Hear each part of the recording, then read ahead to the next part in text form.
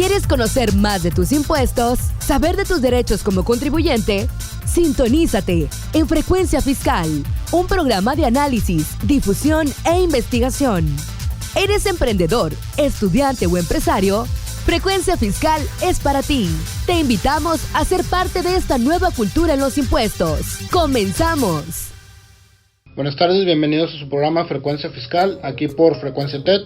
Nuestros datos de contacto, dudas @frecuenciafiscal.com.mx, nuestros canales en YouTube y en Facebook, Frecuencia Fiscal. Bueno, esta tarde hemos decidido hablar de un tema para aquellos personas que van a iniciar un negocio. Siempre es muy común que surjan dudas de si me registro en el SAT como persona física, como persona moral, qué implicaciones tiene, qué diferencias hay. Muchas veces esto tiene mucho que ver desde la perspectiva de cuál es la razón de negocio y sobre todo si con la persona o el negocio que vamos a realizar pues está contemplado que pueda estar operando por una persona física o por una persona moral. Digo esto porque existen empresas, existen compañías que como parte de sus políticas no trabajan con personas físicas. Entonces, bajo ese supuesto, pues la persona que vaya a iniciar el negocio o con lo que la que ya tuvo acercamiento a este tipo de empresas, pues se ve forzado a realizar o a darse de alta en el SAT como persona moral. El fin de este programa pues es enumerar algunas diferencias entre lo que es una persona moral y lo que es una persona física y cuáles pudieran ser en la parte fiscal también diferencias interesantes. Por ejemplo, bueno, de entrada, para constituirte como persona física ante el SAT, pues no necesitas más que tu acta de nacimiento, tu credencial de lector y un comprobante de domicilio. En el caso de una persona moral, bueno, ahí sí es un poco distinto, porque en el caso de la persona moral, primero tienes que acudir con un notario, el notario va a realizar un acta. Como persona moral, pues tienen que estar varios socios, aunque hace un par de años, si mal no recuerdo, ya hay una sociedad anónima unipersonal, es decir, puede estar formada solamente por una persona, ya no se necesitan varios socios. Más sin embargo, la protocolización también tiene que ser ante un notario público. Bueno, obviamente esto tiene un costo. Obviamente el realizar que el notario realice el acta constitutiva, que realice los estatutos de la empresa, tienen un costo, un honorario, cosa que en la persona física pues no tienes, porque la persona física realiza su actividad comercial en lo individual. En el caso de las personas morales, pues estas, al ser un conjunto o un grupo de personas que realizan el negocio, la que da la cara fiscalmente es la persona moral. Entonces esa se constituye ante un notario público. Bueno, la formalización, como lo comentábamos ante el SAT, para la persona física pues basta su acta de nacimiento, ya que va a actuar en lo particular, en lo personal. En el caso de la persona moral, pues es el acta constitutiva o acta de asamblea. En este caso, esa acta de asamblea es acta constitutiva, que es donde viene el nombre, donde viene la fecha de constitución, donde viene el objeto social, el domicilio de la sociedad. Tiene que estar formalizada ante un notario público, y ya con esta acta es cuando acudimos al SAT para poder realizar el alta de la sociedad y que nos asignen el RFC correspondiente. Bueno, en el caso de la persona física, esta se va a identificar obviamente con su nombre de pila y sus apellidos normales. En el caso de una persona moral, bueno, hay que tener una razón social.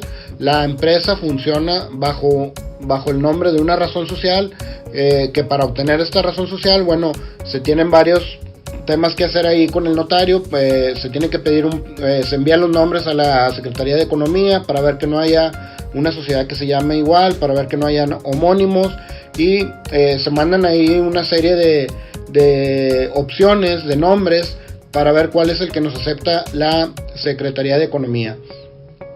Bueno, un tema importante que diferencia a la persona moral y a la persona física es el tema del patrimonio. En el caso del patrimonio, cuando una persona física realiza un negocio, cuando está realizando una actividad comercial, El patrimonio son todos los bienes que estén a su nombre, es decir, todos los activos personales, la casa, el automóvil, las cuentas de ahorro, las inversiones, y todo esto en ciertos casos puede ser susceptible de que sea reclamado por los acreedores, es decir, por aquellos para aquellos con quienes tenemos alguna deuda. En el caso de la persona moral, el patrimonio está delimitado por las aportaciones que los socios realizaron al constituir el capital social y, por ejemplo, en los casos de la sociedad anónima y de la sociedad de responsabilidad limitada, que son las sociedades más comunes en cuanto las personas morales más comunes o que siempre escuchamos hablar, la sociedad anónima o la sociedad de responsabilidad limitada. Hay otras, pero estas son las más comunes. Los socios no responden por las deudas que la sociedad contraiga. Entonces ahí está limitado hasta el monto del capital que cada persona haya aportado. Un tema interesante es que la persona moral puede estar constituida por personas físicas o puede estar constituida también, es decir, pueden ser socios, participar en el capital también otras personas morales. No hay una limitación. Pueden inclusive ser personas físicas y personas morales. Esa es una diferencia importante que puede tener entre una persona física y una persona moral. Bueno, un tema también importante es al término de lo que es el negocio, o si el negocio no llegase a funcionar, también la terminación tiene mucho, ahí sí hay una diferencia muy grande. Por ejemplo, en el caso de la persona física, si un negocio no funciona o si simplemente se quiere dejar de hacer el negocio, pues simplemente la persona física hoy en día por medio de la página del SAT se pone en suspensión de actividades.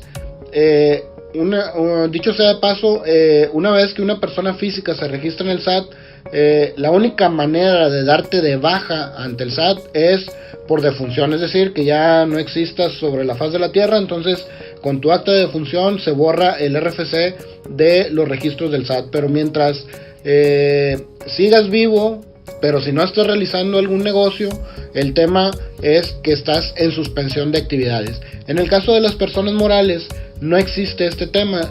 Bueno, existe por ahí una facilidad mediante la resolución miscelánea fiscal que te permite como persona moral hacer una suspensión de actividades provisional que creo que dura alrededor de 2 años.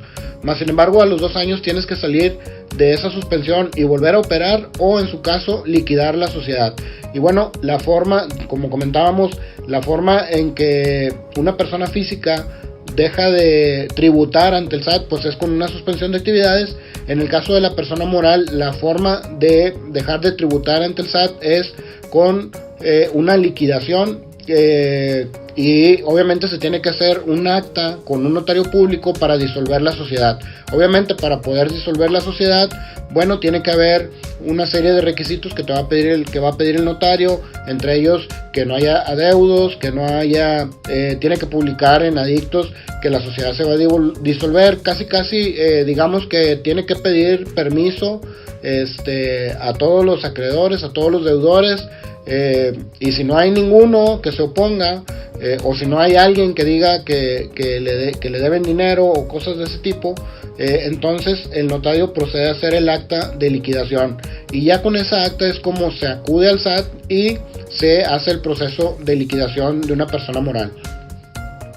Bueno, ya entrando al tema fiscal, en el tema fiscal sí hay varios temas que son importantes de considerar para aquellos amigos que están ahorita en su proceso de crear un negocio o de darse de alta ante el SAT y están decidiendo si se dan de alta como persona física o como persona moral.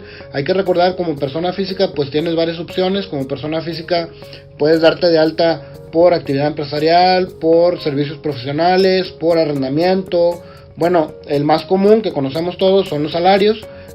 Sin embargo, bueno, para este tema, pues bueno, la forma de tributar, pues sabemos que no se presentan pagos provisionales. Aquí estamos hablando de cuando se quiere iniciar un negocio. Entonces tenemos esas opciones. Y en el caso de la persona moral, bueno, a lo que te vayas a dedicar se pone en el acta constitutiva dentro del objeto social. Entonces vamos a empezar, por ejemplo, con los ingresos. En los ingresos de una persona física, estos se acumulan conforme efectivamente se cobren las contraprestaciones. Es decir, si yo emito una factura hoy, viernes, pero esa factura por alguna razón me la pagan hasta el mes de agosto. Ese ingreso yo lo declaro hasta el mes de agosto, ¿sí? Es decir, voy a declararlo cuando efectivamente sea pagada esa factura. En el caso de una persona moral, las personas morales acumulan los ingresos conforme se devengan. Es decir, pueden acumular desde el momento en que expidan el comprobante, desde el momento en que entreguen el bien o presten el servicio. Es decir, si estoy vendiendo, un celular, desde el momento en que se lo entrega al cliente, en ese momento eso ya es un ingreso acumulable, independientemente de que me lo haya pagado o no me lo haya pagado. Es decir, de que haya recibido o no el flujo. Y obviamente pues también es un ingreso acumulable cuando se cobran las contraprestaciones. Aquí es importante en las primeras dos que comentaba, que es decir, expedir el comprobante o la entrega del bien. Estos dos momentos de acumulación son independientes de que se haya recibido el pago. Por ejemplo, si me traslado al ejemplo que comenté hace un momento, de que expido una factura en el mes de julio, hoy viernes que estamos en julio, y me la pagan en agosto, la persona moral pagaría impuestos desde el mes de julio, a diferencia de la persona física, que estamos hablando que acumularía ese ingreso hasta el mes de agosto. Es decir, esa es una pequeña diferencia que tiene el tributar como persona física o tributar como persona moral, que puede ser, en algunos casos, se puede notar o se puede ver como una diferencia mínima, por ejemplo, entre un mes o diferir un mes el pago. Sin embargo, si nos trasladamos, por ejemplo, al mes de diciembre, una persona física que expide un comprobante fiscal en diciembre, pero se lo pagan en enero, en su declaración anual del 2000, por ejemplo, del 2019, no tendría ingresos que declarar, suponiendo que iniciáramos el negocio en diciembre. Sin embargo, una persona moral, supongamos un caso extremo, que tiene un contrato con otra persona moral para prestar un servicio, pero resulta que su pago es a 90 días o a 180 días, porque existen casos, ¿no? Es decir, tú expides la factura hoy y te la voy a pagar dentro de 180 días.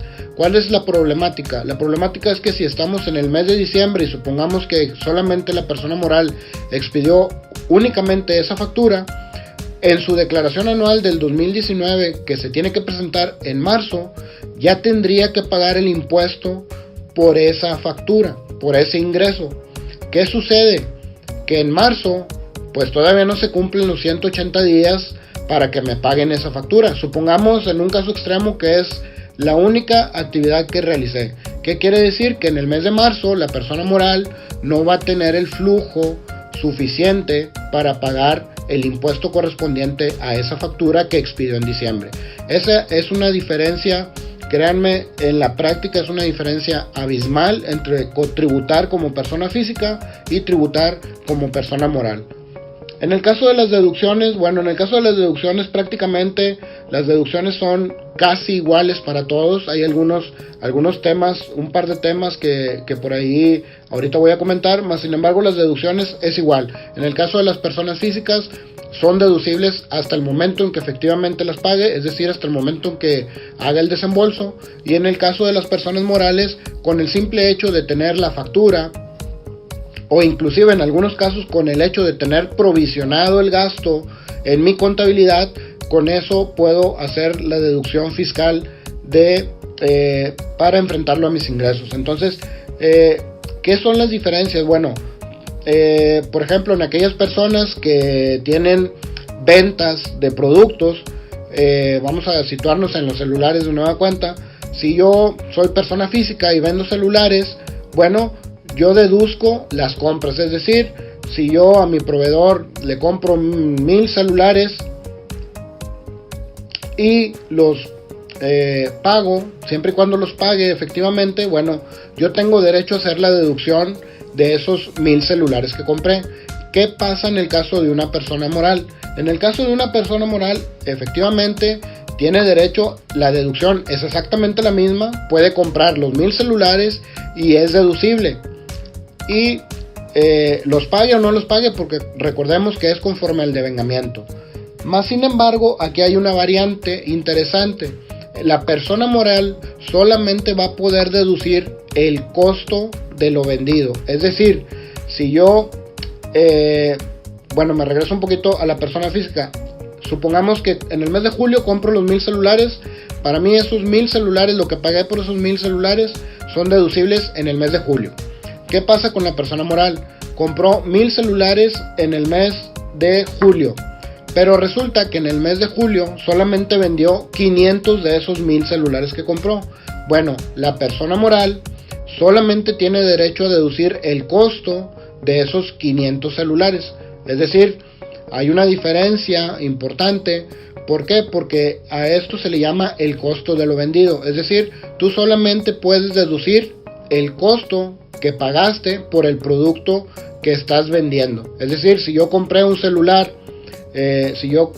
por los 1000 celulares pagué 1000 pesos, pero solamente vendí 500 celulares, bueno, en el mes de julio yo solamente puedo deducir 500 pesos, porque son los celulares que vendí.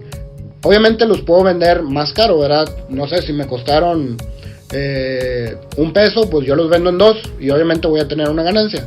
Más sin embargo, solamente puedo deducir el costo de esos 500 celulares. Otro tema interesante que también hace diferencia es el ajuste por inflación. ¿Qué es el ajuste por inflación? Conforme a la ley del impuesto sobre la renta, las personas morales tienen que determinar un ajuste por inflación. El ajuste por inflación se determina aplicando la tasa de inflación anual a el diferencial entre mis activos y mis pasivos. Es decir, entre lo que me deben y lo que yo debo, tengo que sacar un diferencial y aplicárselo a la inflación, y eso se considera como una especie de interés. Es decir, estoy ganando o estoy perdiendo. Considero la tasa de inflación como un interés, y en base, depende si tengo más deudas o tengo o me deben más dinero, es acumulable o deducible.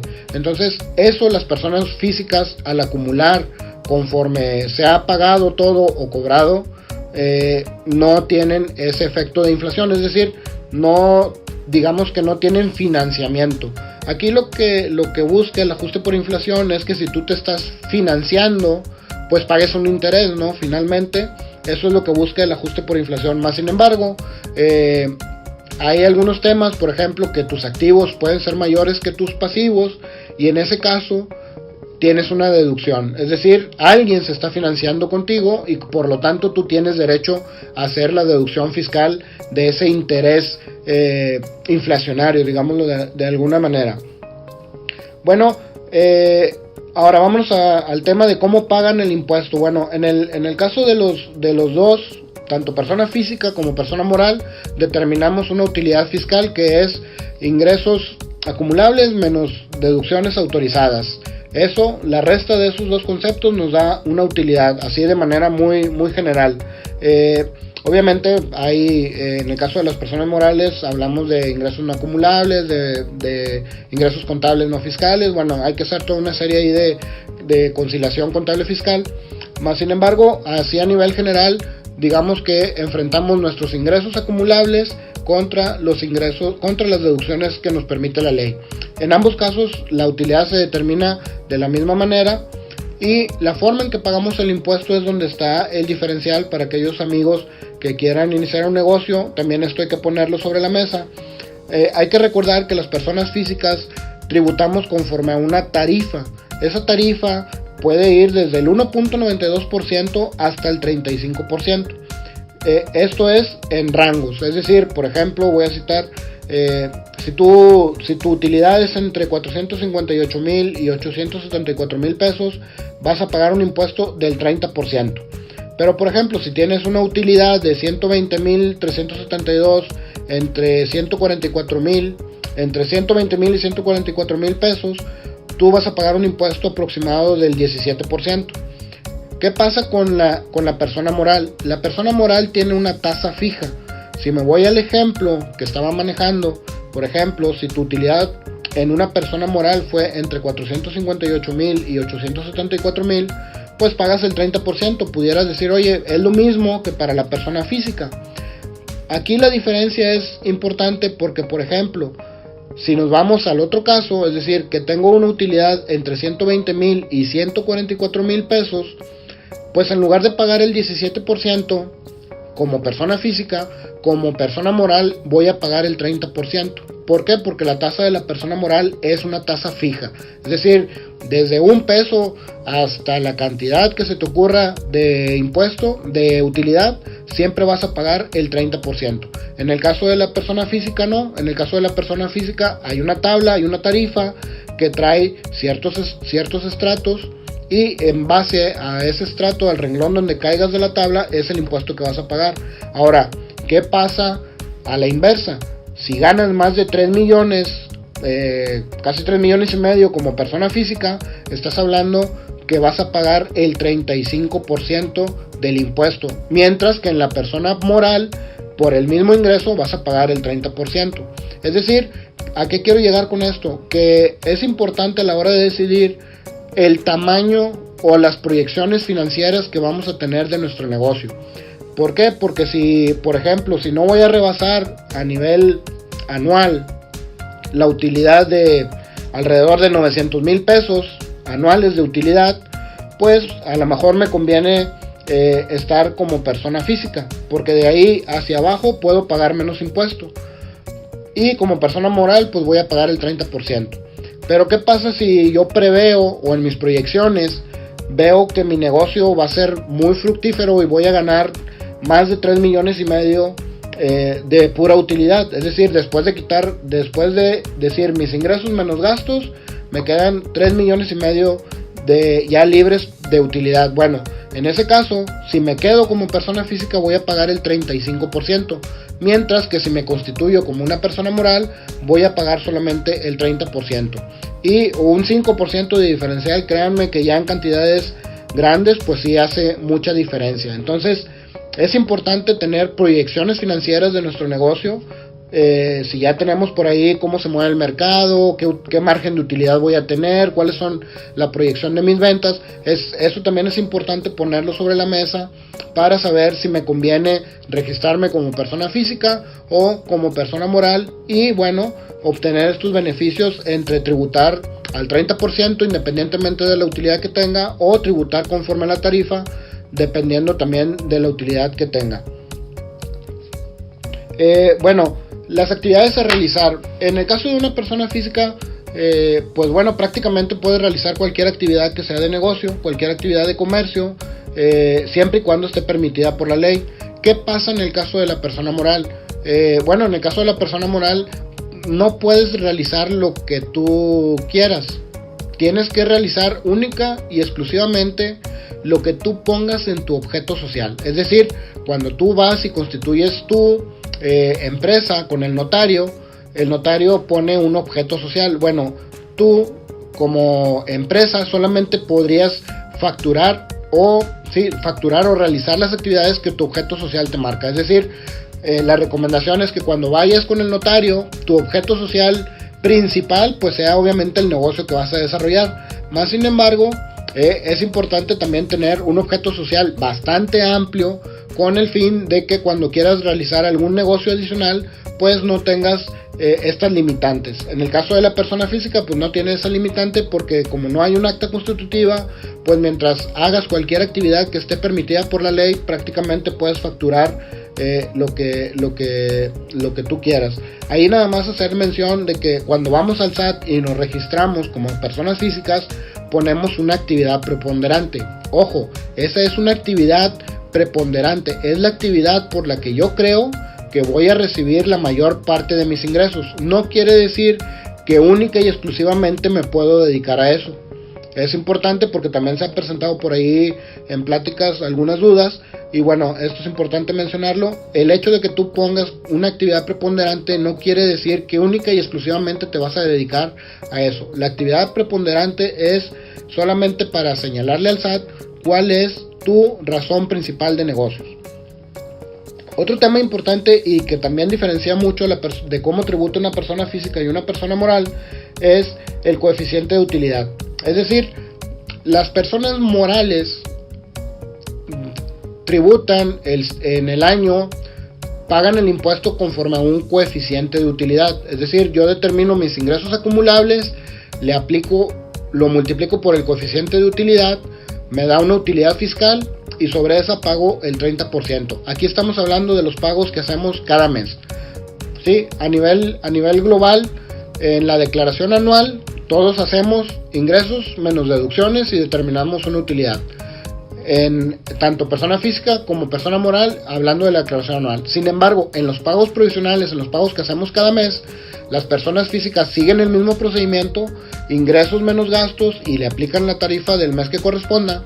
Pero en el caso de la persona moral, los pagos provisionales son en base a la utilidad que determinaste el año anterior.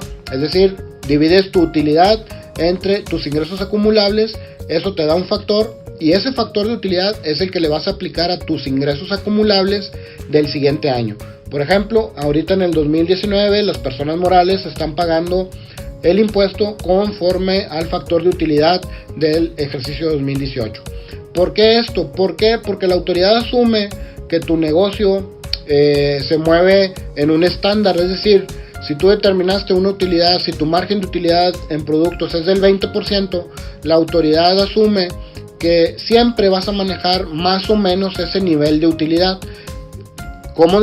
Para eso te sirve pagar provisionalmente el 20%, de tal manera que cuando llegas a tu declaración anual, tus pagos provisionales representan ese 20% de utilidad. Si tu factor aumentó o subió por alguna otra circunstancia, pues bueno, ya se ajusta. Pero provisionalmente cada mes tú tienes que determinar conforme al coeficiente de utilidad. Y bueno, ya por último, el tema de las utilidades. En el caso de la persona física, bueno, pues es muy práctico. Tú pagas tu impuesto, después de pagar tu impuesto anual, pues bueno, lo que se quedó en tu bolsa, digámoslo así, lo que se quedó en tu chiquera, pues ya pagó impuestos, ya lo puedes usar libremente en lo que tú gustes y mandes. En el caso de una persona moral, no. En el caso de una persona moral, los accionistas, para poder hacer uso de esas utilidades, tienen que hacer un acta de asamblea, se tienen que decretar dividendos, y bueno, si la sociedad pagó impuestos, pues bueno, ahí ya hay temas, unas cuentas que se llaman CUFIN, que sirven para determinar si el dividendo está libre o no de impuestos, pero no es tan fácil como la persona física. Entonces por ahí también ese es un tema interesante, que la persona, cuando actúas en un negocio como persona física, pues puedes disponer libremente, digámoslo así, de tus utilidades.